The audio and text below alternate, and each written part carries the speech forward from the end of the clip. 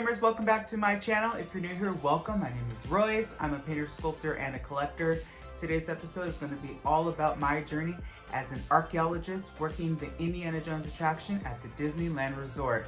Let's get started.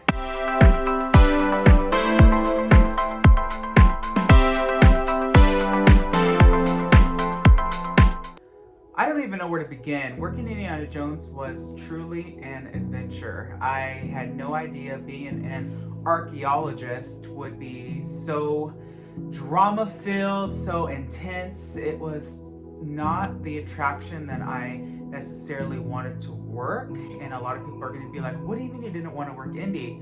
Let me explain. When I got hired, I got started on the Jungle Cruise. The Jungle Cruise is an attraction where I do a lot of talking and I go with the guests. I'm not really stationary. And I got hired in as a skipper, and then I got cross-trained my second attraction as a Disneyland Railroad conductor. And by the way, if you haven't watched those episodes, I will link them below. I talk in full detail about my experience. And again, being a conductor, you go with the people. So this was my first attraction where I was kind of just stuck pressing buttons, and that really didn't appeal to me like it did being a conductor or a skipper.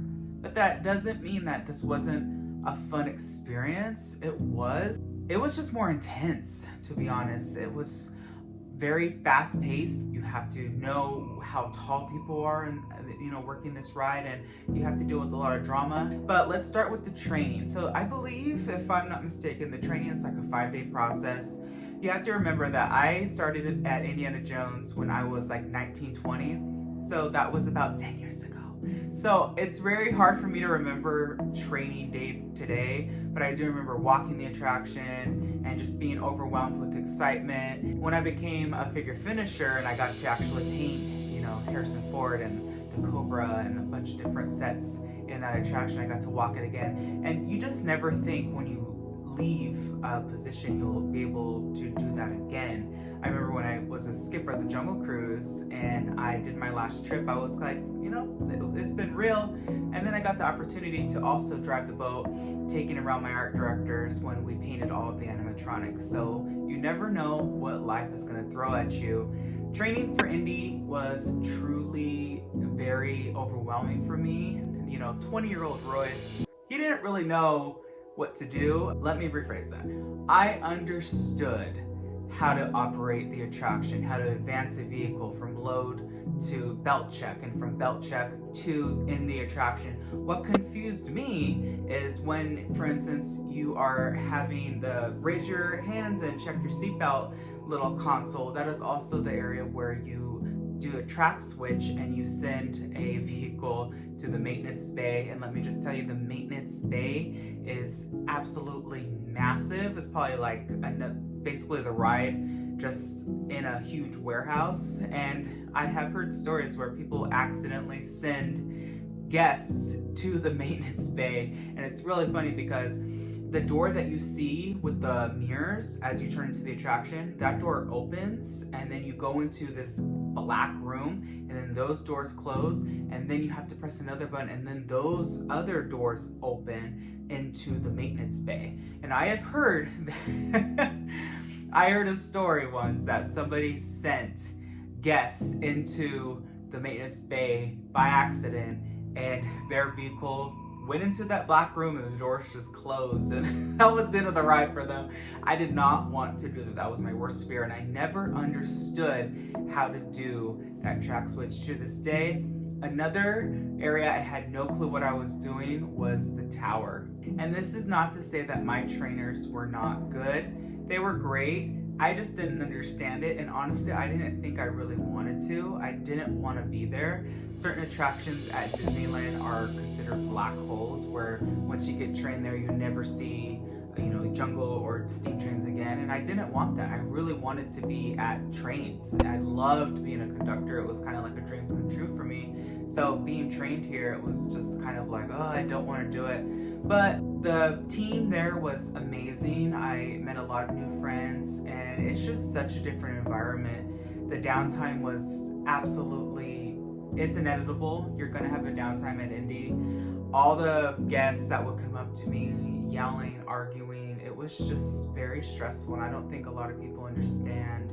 Most cast members at Disney are very, very young, and it's kind of like a summer job. Those people that stay there long term usually advance to like managers or whatever.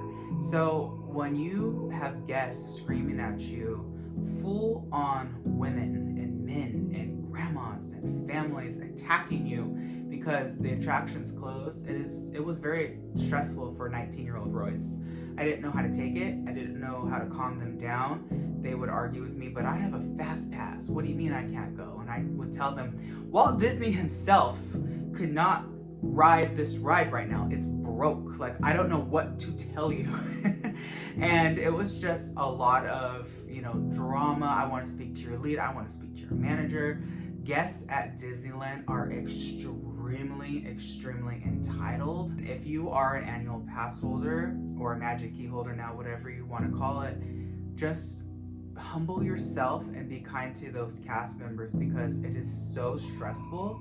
I went home crying, and as a man, it just, people broke me down. People were so mean and so cruel, and especially if I have a horror story of when the attraction was down and I didn't get to be one of those lucky few that just stand outside the entrance and tell people it's closed. I had to walk people out, and let me tell you all about evacuating people off of the Indiana Jones Jeeps.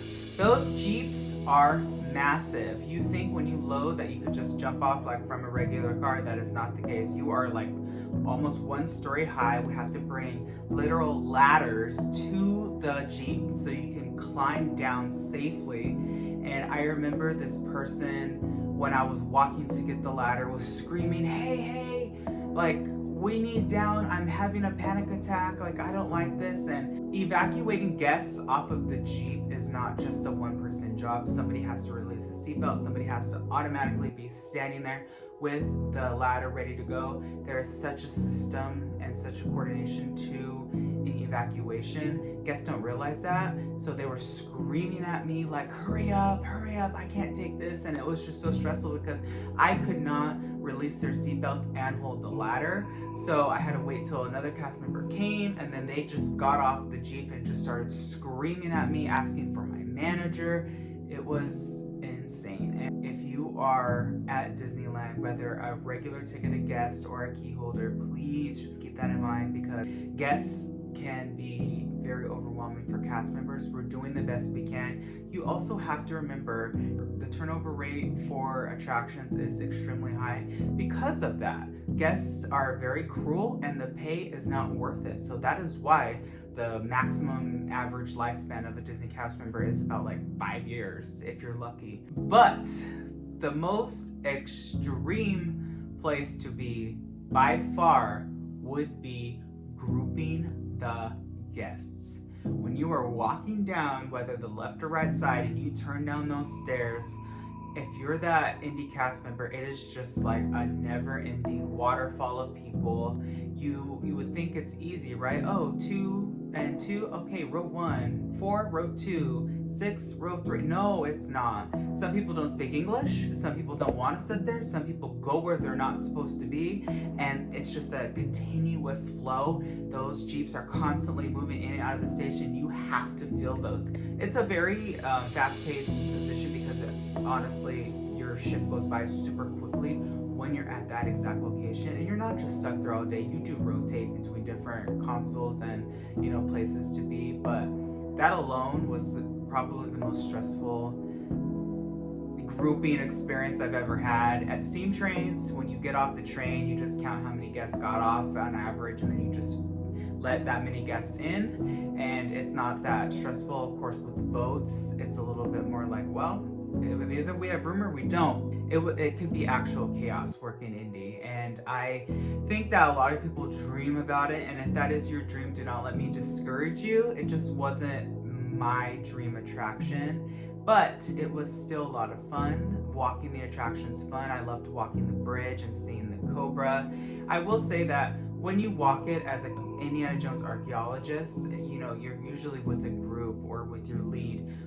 walking it as a figure finisher, an audio animatronics Disney artist, walking it with the Imagineering team in Anaheim is a lot different because you get to really climb the props and touch things, and what you would think you couldn't do or you wanted to do, you get to. And it was so fun. I think that Indiana Jones is a fantastic attraction. I think it is one of the best rides on that side of the park. Everyone should ride Indy. It has a great story. It has a fantastic soundtrack. It has amazing animatronics. The ride vehicle is it was the state of the art for its time. If you've never ridden Indy, give it a go. And even if you have, go ride it again on my behalf. Well, everyone, that is my Indiana Jones story. I hope that you enjoyed these storytime videos. If you like this sort of content, let me know. And also, please do not forget to hit that subscribe button and that bell and that thumbs up. You know the drill. That way you're notified whenever I upload a new video.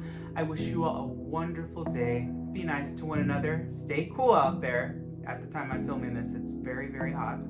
And I will see you all next time. And always remember not only to follow your dreams, but to chase them. Later, dreamers.